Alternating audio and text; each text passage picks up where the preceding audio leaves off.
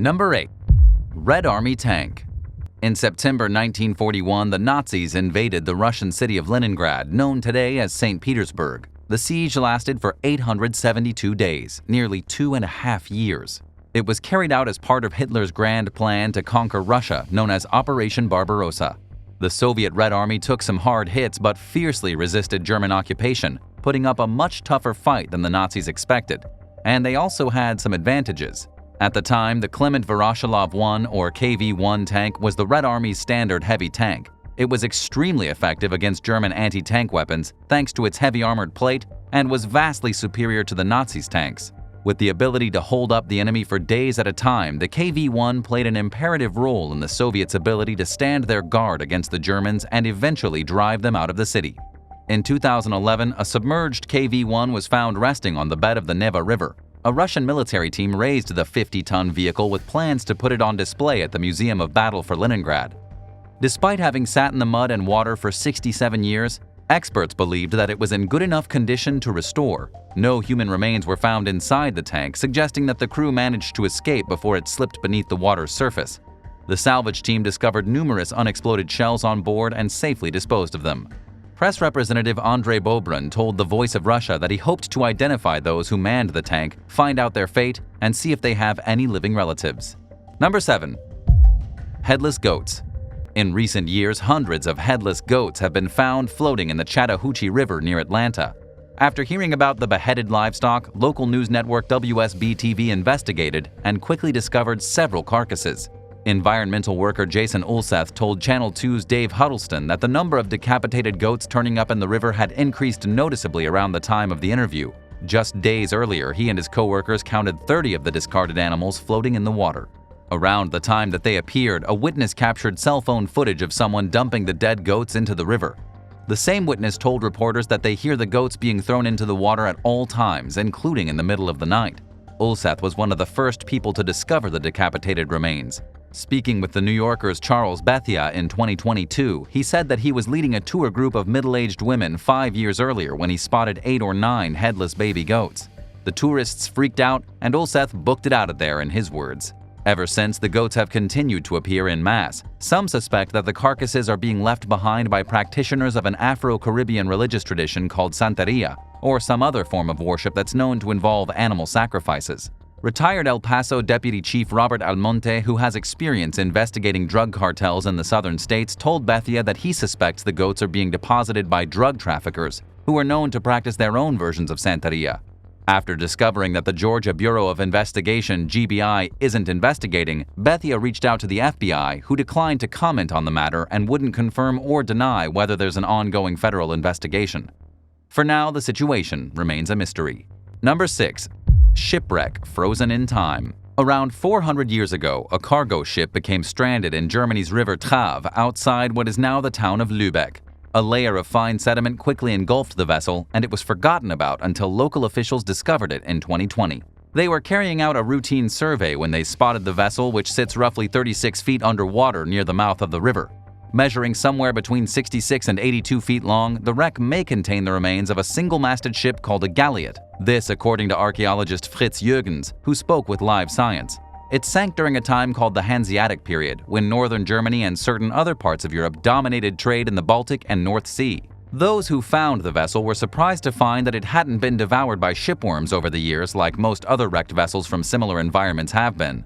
They believe that the fine mud that buried it shortly after it became stranded kept it preserved for hundreds of years, making it one of the only shipwrecks of its kind to be found.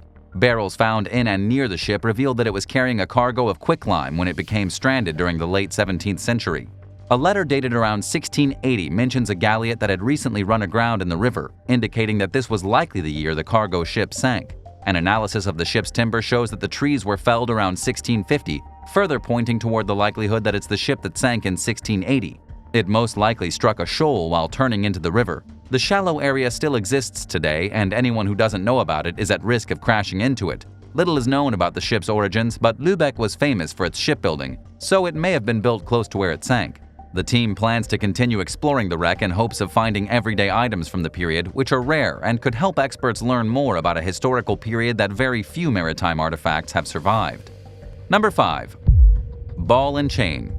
In 2009, a group of mudlarks came across what they initially thought was a cannonball along the banks of the Thames River in London. Upon pulling it out of the mud, they found that it was a perfectly preserved iron ball and chain. Experts believe that the nearly 18-pound assembly dates back to the 17th or 18th century.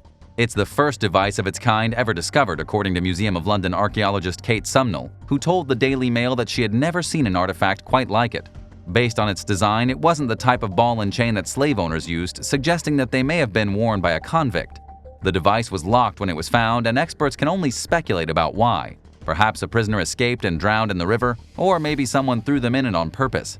It's also possible that the ball and chain were tossed into the river without a human attached to them, but Sumnall said that that is unlikely because iron was a highly valued material at the time. She also said that without a key, she doubts someone could have gotten out of the shackle without cutting off their own foot.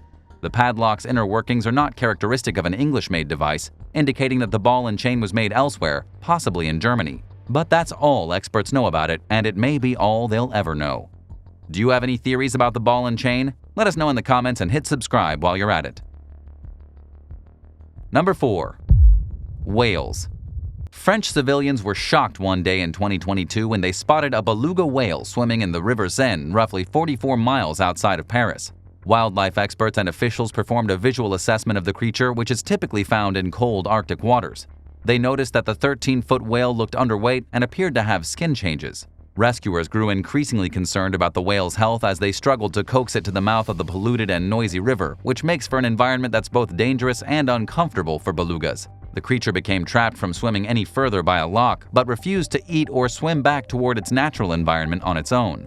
It languished for several days before authorities and experts attempted a rescue operation that unfortunately failed. 12 veterinarians oversaw the beluga's journey to the coast in a refrigerated truck, but they decided to euthanize the animal after it began to experience breathing difficulties. It was clear that the whale was too weak to be returned to the water, and there was no evidence of digestive activity, indicating that its health was suffering. The beluga appeared just 2 months after a killer whale became separated from its pod and wound up in the Seine. It swam dozens of miles up the river and started acting even more confused and incoherent as rescuers tried to lead it back to the ocean with a drone mimicking orca calls.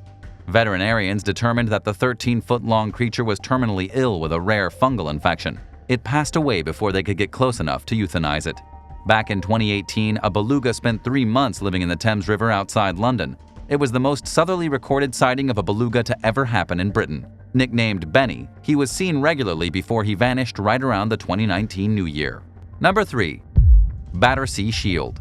While excavating ahead of the construction of London's historic Chelsea Bridge in 1857, workers dredged up an ancient bronze shield from the Thames River. It's made from several pieces that are held together by rivets and decorated in the style of the Celtic Latin culture. Known as the Battersea Shield, the object would have been used as a covering for a wooden shield. It's considered one of the most significant pieces of Celtic art ever discovered in Britain.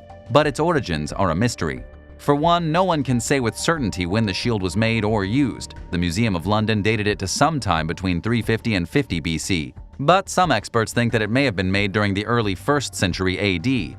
The workers who discovered the Battersea Shield also found skeletons, as well as large amounts of Roman and Celtic weapons. Consequently, some historians theorized that the shield was left behind during Julius Caesar's invasion of Britain in 54 BC, but most modern scholars challenge this view. The bronze plating that the shield is made with is too thin to have protected someone during combat, and it contains no sign of battle-related damage, so it's likely that the Battersea Shield was created as a way for someone to show off their social status or as a parade piece, and then was deposited into the river as a religious offering. Most researchers who agree with this also think that the shield predates Caesar's invasion in 54 BC. Interestingly, the artifact features swastika-like symbols, which in today's world represents hatred and bigotry. At the time the shield was created, however, it represented good luck and solar energy. In the ancient world, the symbol wasn't called a swastika, but was known as the whirling sun. Number 2. Unusual fish. The portion of the Arkansas River situated near Tulsa, Oklahoma is home to a peculiar but rarely seen fish called the shovel-nosed sturgeon. Like the many other unique species that dwell in the region, the creature is usually hidden by the river's muddy waters. Even local scientists and conservation employees had a somewhat limited knowledge of the river's fish populations until 2012, when the water became exceptionally clear for a few days. Around the same time, a local resident contacted the State Department of Wildlife Conservation to report a shovel-nosed sturgeon sighting. Biologists took advantage of the opportunity to explore. Most of the agency's employees had never seen a sturgeon, according to Josh Johnson, who spoke with local station News on 6. The group's main objective was to see if they could find any. The water was freezing cold, but the 20-foot visibility was worth the suffering. In addition to photographing 5 shovel-nosed sturgeon, the team captured footage of stripers, buffalo fish, and other species. They were pleasantly shocked by both the diversity and numbers of the fish they encountered, which they didn't expect to find right in Tulsa despite being experts on the local wildlife. The most abundant populations were found in holes in the river. In one opening, they spotted a school of around 100,000 channel catfish. When the scientists spoke with News on 6 in 2014, 2 years had gone by without the river clearing up like it did for those few days in 2012. Number 1. Out-of-place octopus. 3 kids were walking with their mother along the River Taff in Cardiff, Wales in 2022 when a nearby dog started frantically barking at something. The children went over to see what the dog was so excited about and saw a dead octopus laying in the shallow water at the river's edge. It smelled terrible, so they left it where they found it, but the discovery left them wondering how and why the octopus wound up in a place with no native freshwater octopus species. Speaking to Wales Online, Freya Johns from the Wildlife Trust of South and West Wales said that it's hard to identify the species based on a photo the family took. When it came to explaining what may have caused it to appear so far outside its natural habitat, she seemed just as perplexed as everyone else. Johns and her colleagues theorized that someone had disposed of the octopus in the river or washed upstream from really far away. Thanks for watching. Have you ever discovered something strange in a river? Tell us about it in the comments below and don't forget to subscribe. Thanks again, and we'll see you next time for another amazing video right here on American Eye.